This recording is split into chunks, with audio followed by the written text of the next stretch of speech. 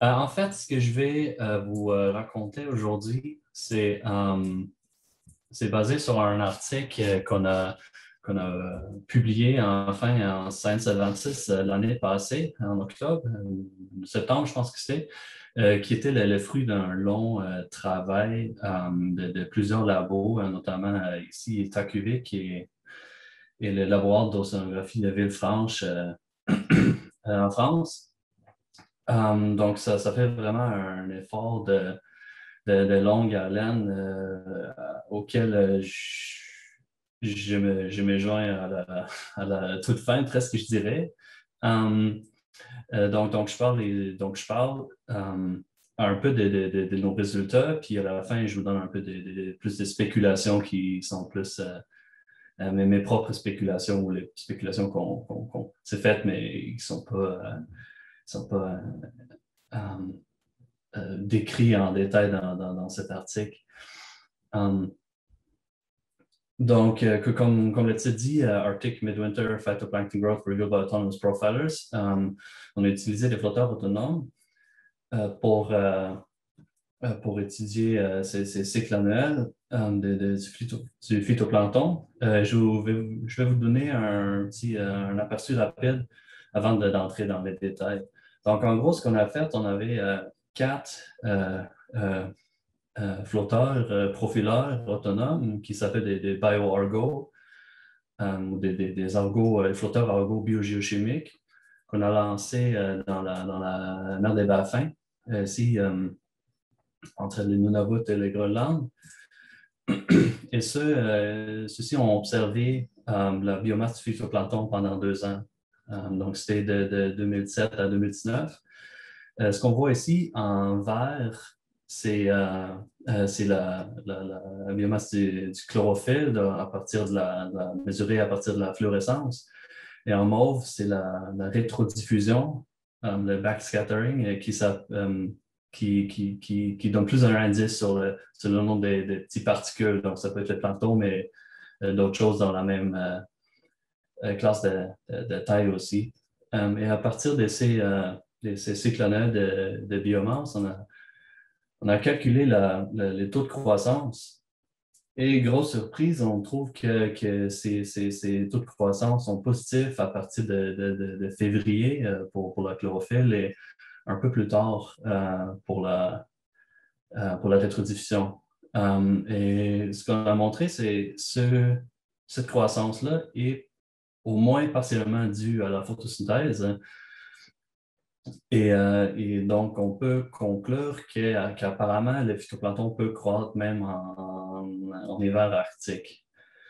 Um, j'ai mis l'apparemment comme un petit avis de non-responsabilité, comme toujours dans la science, mais je vais vous donner un peu de détails maintenant pour mieux expliquer pourquoi nous, on croit que c'est vraiment la photosynthèse.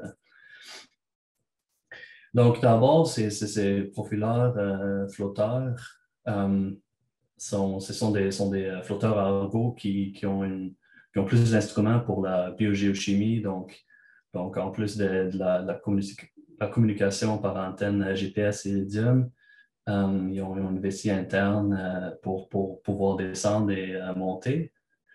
Euh, euh, et, et ont des capteurs pour, par exemple, l'oxygène dissous, l'éclairement, les nitrates, la fluorescence, la rétrodiffusion, toutes sortes de choses comme ça. Et ça, on pitch dans l'eau, puis ils font leur profil d'une façon autonome. Donc, en été, c'est facile, on les met dans l'eau, puis ils sont comme en mode de stationnement à une profondeur. Dans notre cas, c'est 1000 mètres de profondeur. Puis une fois par jour, dans notre cas, ils sont montés vers la surface pour faire un profil, puis après, ils redescendent pour stationner aux 1000 mètres. Donc, une fois à la surface, ils peuvent transmettre leurs données et, en communiquant avec les satellites, mais c'est sûr qu'en hiver, quand il y a de la glace, c'est moins évident. Donc, dans ce cas-là, ce qu'ils font, d'abord, ils font des cycles plus longs, mais aussi, ils ne vont pas essayer de faire surface pendant la période hivernale. Et rendu en printemps, ils vont faire des essais, des montées, puis s'ils déterminent qu'il y a encore de la glace, ils vont plus monter plus haut que 15 mètres, puis redescendre. Une fois la glace disparue, ils vont pouvoir faire surface et transmettre toutes leurs données de l'hiver au satellite. Donc ça, c'est un peu le principe. Voilà ce qui arrive sur le terrain. Je vous montre juste une année de ce qu'ils ont fait pendant la saison 2017-2018. Donc ici, on les a on a mis en total, c'est 7 flotteurs qu'on a mis à l'eau dans deux endroits différents. On voit qu'au début, ils circulent un peu ensemble. Mais assez rapidement, leur trajectoire vont complètement diverger. Là, il y a les rouges, par exemple, qui viennent d'être perdus proche de la côte. Et là, on est rendu en octobre, il y a de la glace qui s'approche. Donc là, ils vont descendre descendre en mode hivernal, puis on ne communique plus. Donc, durant ce temps-là, on peut modéliser avec le courant d'où ce qu'ils vont dériver à peu près. Juste pour vous montrer qu'est-ce qui peut arriver s'il y a un flotteur qui essaie de, de monter trop tôt. Là, en avril, il y en a un ici qui essaie de monter. Et ça, c'est mal. Là, on est passé une couple de mois plus tard et on l'a récupéré. Il était assez raqué. Et, ouais. Puis ensuite, la glace disparaît, la banquise fond, est rendue en haut. Les autres, les flotteurs peuvent remonter. Là, vous avez remarqué qu'il y a des 7 flotteurs qu'on a déployés en 2007. Il y a deux, mettons, des qui ont survécu. Celui en avril, évidemment, qui avait essayé de faire surface en avril, il y avait trop de dégâts à partir d'avril pour échantillonner, mais c'est quand même, ça montre à quel point c'est un peu exigeant de faire des échantillons dans ce milieu. Puis, ouais, mais il faut dire après 2018, on en a perdu pas mal moins. Donc maintenant, ils ont un peu plus l'habitude de survivre en hiver. Donc, juste pour résumer, les, les résultats de l'étude, c'est ce qu'on a observé, c'est que la biomasse du phytoplancton a augmenté même en hiver, aussitôt que février, sous une couverture de glace assez importante. En Herbafin, on a quand même 7-8 mois de banquise. Puis des niveaux de lumière assez bas, vu qu'il y a la nuit polaire pendant 2 mois à cet endroit-là. Et ce qu'on peut aussi conclure à partir de la modélisation qu'on a faite avec les profils de lumière, c'est que ces taux de croissance sont compatibles avec ce qu'on modélise. Donc c'est juste modéliser la photosynthèse nous donne déjà un indice que c'est vraiment ça peut être ça. Mais bon, je vous donne maintenant un peu plus de détails sur, ces résultats.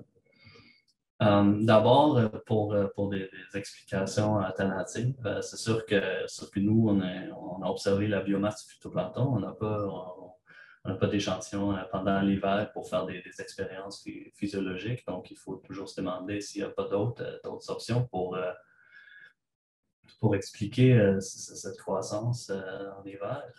Un, c'est Une option, c'est les algues des glaces, mais qui pourraient couler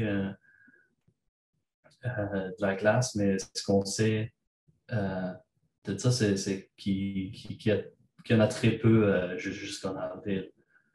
Et même en avril, c'est pas là que ça coule d'habitude. D'habitude, il faut vraiment attendre la fonte de la banquise pour que ces algues de glace coulent. Parce qu'il faire fondre un peu la glace pour les détacher. Et aussi, une autre explication possible, c'est un mode un mode de croissance hétérotrophe. Donc, il y a plein de phytoplanctons qui, en fait, des mixotrophes. Mais, en fait, c'est pas très... c'est un champ de recherche assez excitant. Puis, je pense qu'il y a plein de surprises qui nous attendent encore, mais ce qu'on sait, c'est que la plupart des mixotrophes qui pourraient avoir un mode qui pourrait avoir de la chlorophylle et aussi faire de la croissance d'une façon hétérotrophe. Ce qu'on sait que la plupart d'entre eux, ils usent juste des chloroplastes, de la chlorophylle du phytoplancton qui mangent dans le fond. Donc, ils en produisent par leur propre. Et donc très probablement, il faut vraiment euh,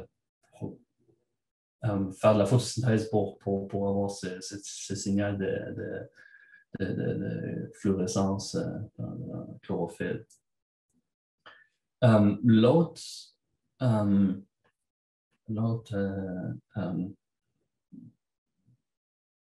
L'autre problème, c'est si on accepte que c'est de la photosynthèse, c'est comment ils font vraiment ça. Donc là, je vous mentionne trois études ou trois points de vue ou des résultats antérieurs qui montrent quand même que c'est pas si fou que ça de faire de la croissance dans ce milieu-là. Un, c'est qu'à partir d'un macrophyte qu'on avait trouvé à 200 mètres de profondeur, à partir de ce macrophyte, on a estimé vraiment un éclairement minimum pour vraiment démarrer la photosynthèse d'aussi bas que 10 nanomol de photons par mètre carré par seconde, ce qui est vraiment bas. Puis il y en a plein d'autres études qui montrent qu'il y a quand même un photosystème qui reste intact durant l'année polaire et aussi qu'il y a eu des expériences par exemple des diatomées qui ont montré que juste pour survivre l'hiver, il peut vraiment baisser leur respiration, un taux de respiration à presque zéro. Donc ça aide aussi à utiliser, à faire utiliser chaque photon qu'il y a, même s'il n'y en a pas beaucoup. Puis en troisième place, je veux vous montrer que souvent, quand on parle de l'hiver arctique, on s'imagine quelque chose comme ça, fait que la noirceur totale. Mais en fait, c'est même, ça c'est un exemple de 81 degrés nord au nord de Svalbard. Quand on regarde même tard en décembre, tôt en janvier, vers le sud, en midi, il va toujours y avoir un peu de lumière. C'est sûr que c'est vraiment pas beaucoup, mais, mais c'est pas la noirceur totale. Donc, donc oui, c'est un environnement assez extrême, mais sûr qui reste. C'est toujours un milieu aquatique avec un peu de lumière. Et la baie des Baffins est quand même un peu plus au sud que 81 degrés nord. Donc, nos résultats, ils ont des implications assez importantes. c'est pour juste, si on veut expliquer comment les algues survivent l'hiver, ça pourrait être ça pourrait être une des clés pour ça. Donc, il faut vraiment que. Donc, si on peut supposer que le phytoplancton euh, peut faire de la photosynthèse, même si c'est à un niveau très bas, pendant une période, une durée importante pendant l'hiver, euh, ça peut vraiment aider avec la euh, ben, juste leur aider à survivre. Euh, comme une stratégie parmi d'autres. Il y en a qui font des sports, des stages de repos. Il y en a d'autres qui pourraient rester actifs pendant l'hiver. Euh, le deuxième enjeu, c'est que ce qu'on peut se demander si l'efflorescence printanière n'est pas quelque chose qui démarrait beaucoup plus tôt qu'on s'aperçoit dans le terrain. Donc, souvent, on parle de l'efflorescence printanière comme quelque chose qui arrive vraiment d'un coup quand la glace fond, mais en fait, ça pourrait être quelque chose qui se prépare pendant beaucoup plus longtemps en avance de cette éclosion euh, euh, rapide. Et troisièmement, on peut se demander par rapport à c'est quoi les rôles que joue le broutage par les zooplanctons. Donc, un des enjeux, c'est que les mésozooplanctons, donc des copépodes plus gros, ils vont en diapause pendant l'hiver.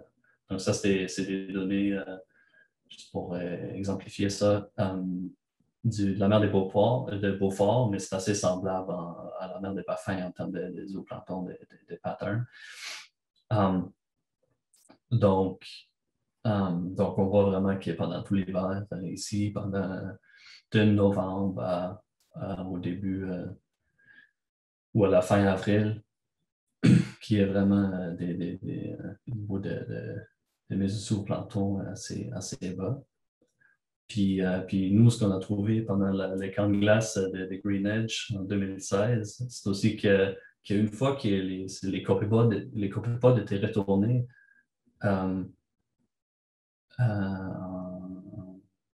en mai, le broutage a quand même représenté la moitié de la production primaire phytoplanctonique à ce temps-là. Fait que c'est sûr que ça donne quand même une pression importante sur les stocks de phytoplancton.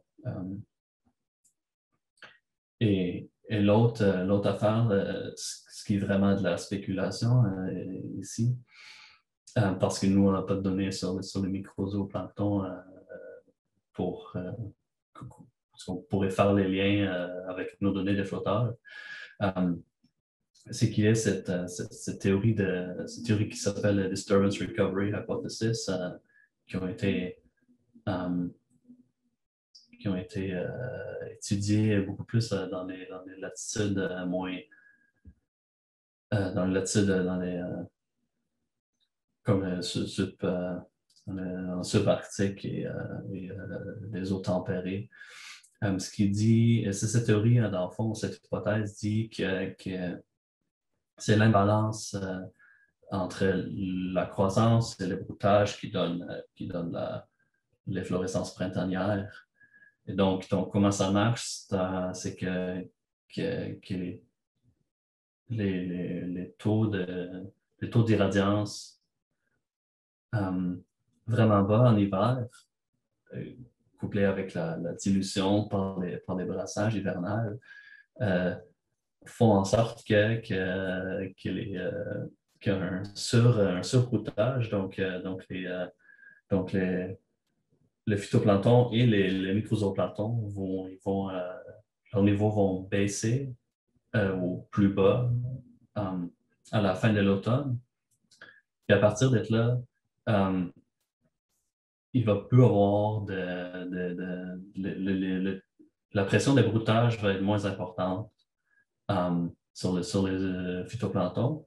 Et c'est pour ça que le phytoplancton peut s'accumuler à partir de l'hiver, parce que les broutage est moins important. Et c'est sûr que parce que le microzooplancton est plus gros que le phytoplancton, ça pousse moins vite. Donc, ça prend, c'est toujours à décaler un peu. Donc, ça prend toujours un peu plus de temps pour que le taux de broutage s'ajuste à au niveau à la concentration de phytoplancton. Et ce serait cette imbalance qui produirait l'efflorescence printanière beaucoup plus tard. Et donc, tout ça juste pour dire que nos sites-là sont parfaitement compatibles avec ça. Et donc, pour conclure, nous, ce qu'on a vraiment vu avec nos flotteurs, c'est la biomasse phytoplanctonique augmente dès l'hiver. Et ça pourrait être aussi tôt qu'en février. La mixtrophie ou l'hétérotrophie n'est pas forcément nécessaire pour expliquer nos résultats parce qu'on a modélisé la photosynthèse, puis ça a quand même un bon... c'est congruent. Mais on ne peut pas exclure la mixtrophie de façon générale. Il nous reste plein de choses à découvrir, puis il y a toujours... c'est probablement quelque chose de partagé parce que les deux enjeux jouent un rôle. Les algues et glaces, c'est pas très probable à partir juste basé sur ce qu'on sait sur les algues et glaces, mais encore une fois, l'hiver arctique nous garde quand même des surprises, je pense. Puis dernièrement, cette croissance en hiver pourrait aider à expliquer comment le phytoplancton arctique survit l'hiver et pourrait aussi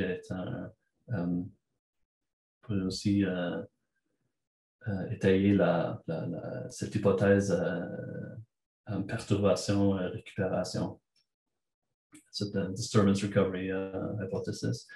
Mais comme toujours, c'est pas vraiment qu'on peut, on n'a pas de conclusion ferme là-dessus, donc il faut toujours plus de recherche. Donc, en gros, c'est ça. Et donc, peut-être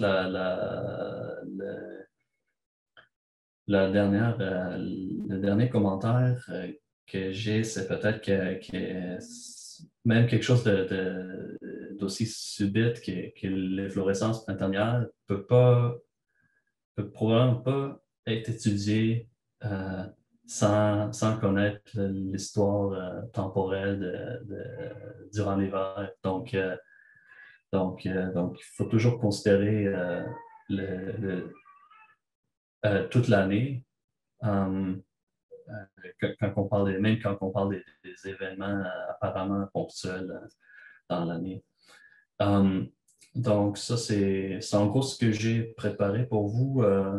Si vous avez des questions, je suis preneur. Merci. Merci à Ken. Est-ce qu'il y a quelqu'un qui a une question? OK, moi, je vais commencer. Le niveau de radiance minimale, as-tu une idée de le niveau minimal pour croissance? Tu veux dire pour la croissance ou ce qu'on a observé? Oui, mais les deux. Ben, c'est drôle en fait parce que ce qu'on a observé, une des choses qu'on a trouvées pendant cette étude-là, c'est que les fonds de bruit du capteur qu'on a sur les flotteurs BioArgo est trop élevé pour capturer l'irradiance qui serait encore biologiquement susceptibles de produire une croissance. Donc, nous, ce qu'on observe, on observe cette croissance qu'on observe et se passe même à des niveaux de lumière plus bas que nos capteurs d'irradiance sont capables de mesurer.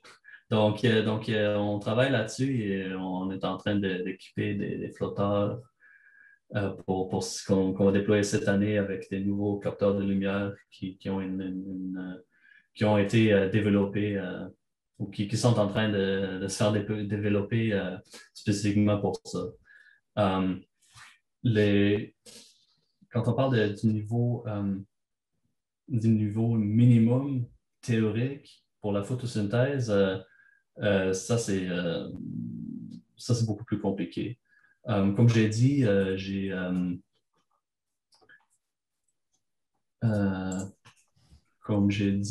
y a cette étude de Raven et al. En fait, il y en a plusieurs études là-dessus qui ont calculé ces 10 nanomètres de photons par mètre seconde, par mètre carré par seconde. Mais ça, c'est comme un point donné. Donc, on ne sait pas en fait. Je pense qu'on peut encore avoir plein de surprises pour cette thématique-là. Merci. Jean-Marie, est-ce que tu peux ouvrir ton micro? C'est fait. Oh, parfait. Oui, oui, bonjour tout le monde. Bonjour, Achim. Bonjour. Désolé, j'ai manqué le début de ta présentation. Tu as peut-être déjà donné l'information, mais je me demandais jusqu'à quelle profondeur tu dois faire des observations pendant l'hiver pour que ce soit utile. Et puis, est-ce qu'il y a, disons, une zone qui est plus importante pour les observations en termes de profondeur? Ben, donc pour ce qui est des mesures, fait que les profileurs, ils descendent jusqu'à 1000 mètres. Souvent, on démarre des capteurs plus pour l'irradiance à 200 mètres, mais c'est pas ça se fait. C'est ajustable. Je pense que biologiquement, je pense que 200 mètres, c'est un bon compromis entre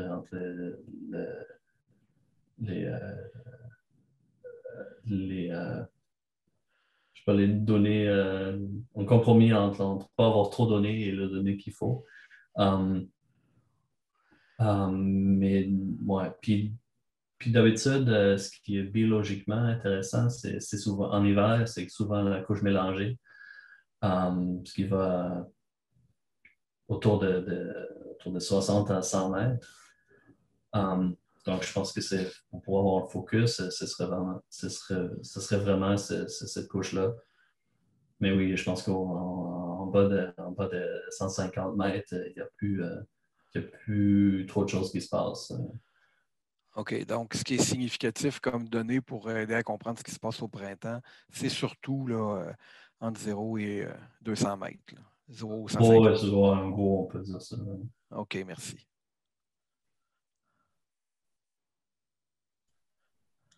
Merci, Hakim. Est-ce qu'il y a des autres questions?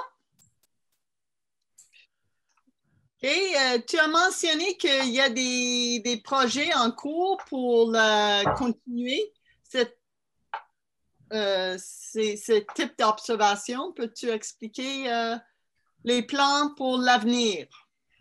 Oui, ben, il nous reste encore je pense que le projet avait un 21 flotteurs, je pense, pour toute la période. Il nous reste encore, c'est combien, 6 ou quelque chose comme ça. Et que des fois, ils se font récupérer, mais pas trop souvent. Donc, je pense qu'en ce moment, il nous reste 5 ou 6. Puis, on va en déployer 2 ou 3 cette année sur la médecine. Donc, ils vont être munis des capteurs d'irradiance super sensibles. Donc, ils vont vraiment pouvoir mesurer tout ça. Ça, puis on a aussi cette campagne en automne sur l'Amundsen. On va déployer plein de bébelles autonomes autour et en dessous de la glace pour notamment mesurer la lumière. Donc